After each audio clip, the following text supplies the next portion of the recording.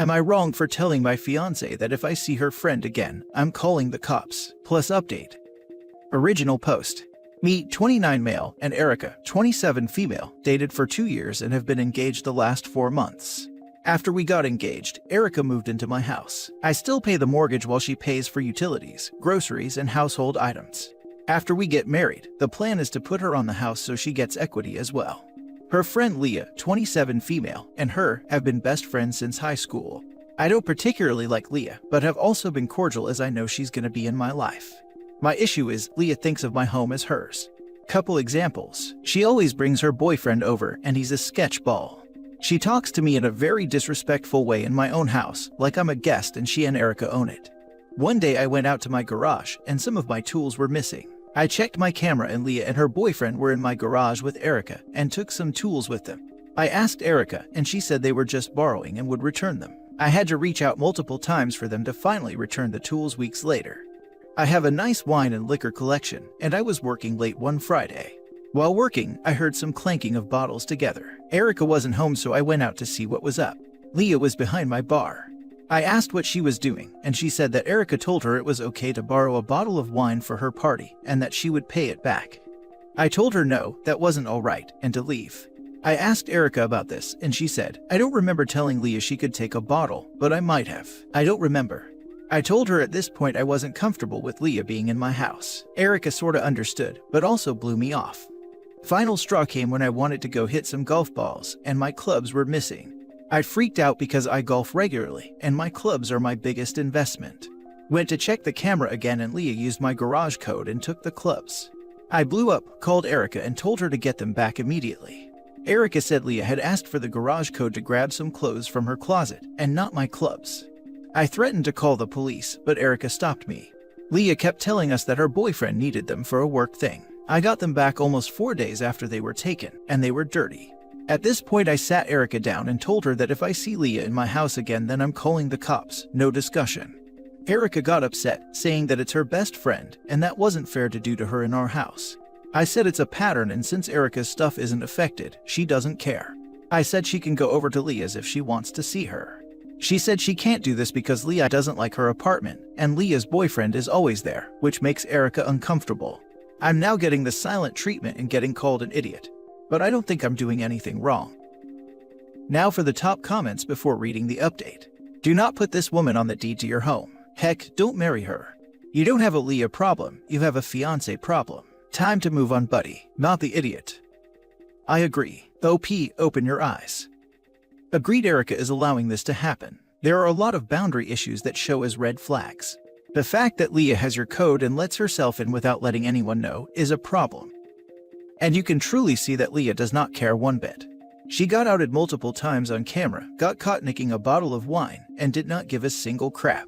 Leah does not respect the OP, plain and simple, and Erica is fully endorsing this behavior in their house that she does not own any part of. I'm starting to think Leah did, in fact, have Erica's permission to take that bottle. Erica just backpedaled and threw her friend under the bus when OP got upset. I wouldn't be surprised if Leah also thought she had permission to borrow the clubs. After all, we know Erica gave her the key code, and gave permission to borrow the tools. Either way, neither of the ladies have boundaries, but this sounds like an Erica problem. Also, I would keep copies of the security footage, just in case, and change the garage code. Already have done these things, but thank you for the advice. I won't give Erica the new code, she has the clicker to get in and out, but I'm not comfortable giving her the code until this whole situation works itself out. If you can't trust your fiancé with your security code, you guys should see someone together before you get married, and have a lot of discussions on your future and how you both see things. Not wrong, but are you sure you want to marry this woman? She's either an idiot for letting her friend rob you both, or the two of them are in on something.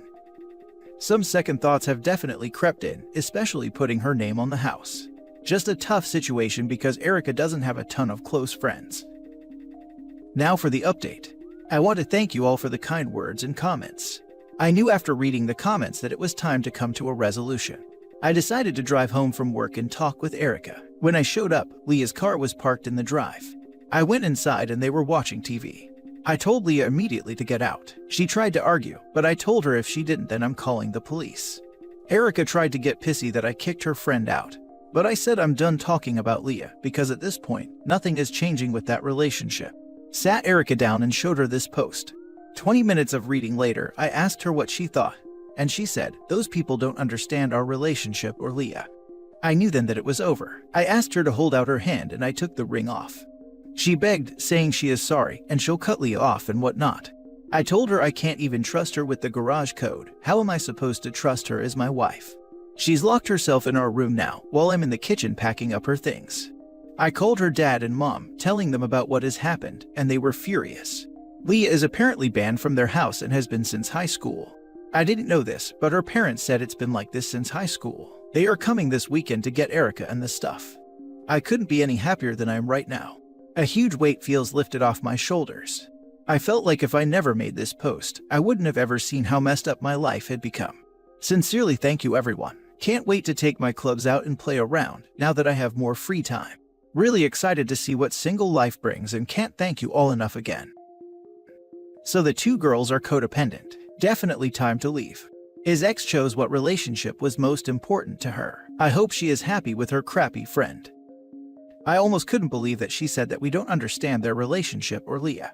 The only person not understanding anything is she herself. You don't understand is what horrible people say to get away with bad behavior. They try to make the situation seem different. Nope, OP understood things perfectly. That is why he kicked her to the curb. That, and it's just how he or she is. A blatant attempt to rug sweep lousy behavior. I am glad he got out before Leah robbed him blind, while his supposed loving fiancé held the door for her on the way out. What stood out to me is that Erica didn't want to spend time at Leah's place because of her sketchy boyfriend, but she was fine letting the same sketchy boyfriend into OP's home to act like he owned the place, be directly disrespectful to OP in his own home, and steal his things. The fact that we later learn that Leah is banned from Erica's parents' home for the same behavior pattern that has been going on for years and years demonstrates that not only was Erica aware of the behavior, she was deliberately facilitating it and was gaslighting OP. No, I get it. Erica is literally possessed by Leah. So happy for OP on having gotten out. You know it was never meant to work anyway when you feel relieved after they've left. Yeah, the reveal that Leah is also banned for Erica's parents' house was, yikes. This problem is clearly much bigger than it seems in the first post, and it seemed like a pretty major issue in the first post. Now for the last story. Am I wrong for getting my boyfriend arrested? Plus update. Original post. I'll just get straight to it. I'm a college student and this is my last semester until medical school. I've never been able to get a loan, so I've worked 5.5 years to get this degree because I have to pay out of pocket, so it takes way longer. I've worked 2, sometimes 3 jobs at a time, and barely had a social life. For this upcoming semester, I reached my goal for tuition, so I quit one of my jobs so I could relax a bit. I was a server and bartender at 2 bars and has an office job, so I always have cash hidden in my apartment in my closet in a box, and before the semester starts in a week or 2, I deposit it so I can pay my tuition. My boyfriend sometimes stays over while I'm there or when I'm not, and since I've been saving for this semester, he's the only one who's been over. I've never told him about the box, but he knows I have to pay for school. Well, yesterday night I get home to put money in the box because I was gonna deposit it today, and it's all gone. I freaked out and tore my apartment up, thinking I put it somewhere else knowing I didn't. I called my boyfriend like crazy. No answer. I didn't even sleep last night as I was panicking. Then this morning he finally calls me back. I'm yelling at him about my money and he's acting all confused and like I'm crazy. He comes over and I'm still angry. Then after a while he finally admits he took it so he can borrow and that he'll pay me back. Where the heck is he gonna get $14,000 from in 2 weeks? I went into a rage and called the police and reported a theft because that is what he did. Well, it's been hours now, and I guess he got his phone call because his family has been blowing my phone up, and his mother has said some really hurtful and racist things to me. They've been harassing me for the past 6 hours now and it's stressing me out even more. And I hate that I'm feeling bad for him, but he stole my money that I've been saving for months. His brother did call, and he was respectful and said they'll help him pay it back, and I should just go to the police station with him and tell them I want to drop the charges. But I really don't believe them. I could do that and never get my money back still. I don't know what to do, and I hate that I'm contemplating doing this. I'm just really angry and have been crying all freaking day. Now for the top comments before reading the update. Do not drop the charges. 14K is a huge amount of money. His family are lying. They are not going to pay you back. Your boyfriend's first response was to lie. He only admitted the theft afterwards. They will take off and run, and you'll never see him or any of them ever again. Why would you drop the charges? He stole from you. He deserves to go to prison. Also, if you do drop the charges, it's possible that any insurance you have will be nullified. You might be able to borrow money from somewhere, but they would need to see evidence of your ability to save money, and you'll need the police report number as part of this application. If his family are banging on about paying the money back, tell them that they can sell one of their cars as soon as able and pay you back, as courts usually charge interest on money judgments. Not the idiot. You factually and accurately reported what occurred and why you're now out a full $14,000 2 weeks before you planned to use it to pay tuition. Your better-be-freaking ex-boyfriend was arrested because of what he did, not you. Stop speaking to his family on the phone and or in person, text or emails only. You're going to have to recoup this money somehow, and your loss is likely too large for a small claims court. Limits vary by jurisdiction. Common reference point is $10,000. Unless he's sitting on the $14,000 in cash, there's a decent chance you will have to go to court to get it back. Depending on where you are in the laws there, his family's repeated promises to cover the loss may be evidence that can be used to pursue them in civil court to cover the loss, as whatever he spent it on likely isn't worth $14,000 anymore. You're well within the territory where you should be talking to an attorney. Not wrong. OP, as a criminal defense attorney, do not drop the charges. The court can order him to pay restitution, forcing him to give it back. Block his entire family and let the DA know they are harassing you. Very sorry that happened to you. You could tell them you'll drop the charges as soon as you get your $14,000 back. And then don't drop the charges, just block them all and move on. And take out a restraining order against him and any member of his family who has called, emailed, or texted you about this matter. Do not drop the charges. He stole from you and you have no guarantee that the money will come back. If his family really want to help, they will pay the money back to you so they can tell the judge he has made restitution for a better sentence. The trust in this relationship has gone out the door and it is over. Block his family on your phone. You do not need their harassment. Before you do, if you have any messages from them, save them and ask the police for apprehended violence order to prevent them from mistreating and threatening you. This, OP, please pay attention to this. Also, I'm so sorry this happened to you. In addition to dealing with the police and stuff, reach out to the administration at your school and let them know what happened. Hopefully they'll be compassionate, and at the very least defer you tuition payment date so you can start classes, as planned, without paying late fees on your tuition. Who knows, maybe there are scholarship dollars or a bursary they can help you out with.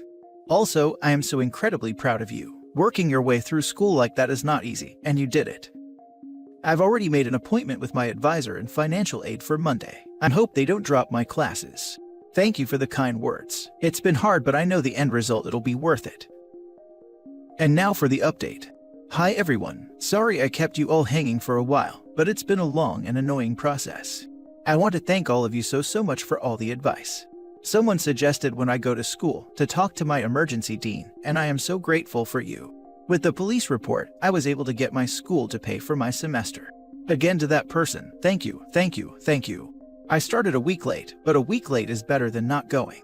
Sadly, the harassment continued and escalated, and due to what almost happened and all the text and calls, I was able to get a temporary restraining order on his mom, which she quickly violated, shaking my head. After a few weeks, I was able to get a little bit over $8,000 back of my money, and his brother did pay the remaining back to me. Don't worry everyone, we didn't meet, it was through a third party. Also, like most of you said, depending on the state you can't drop charges after the fact, so I couldn't do anything after the money was given back. At this point it's up to the court what happens.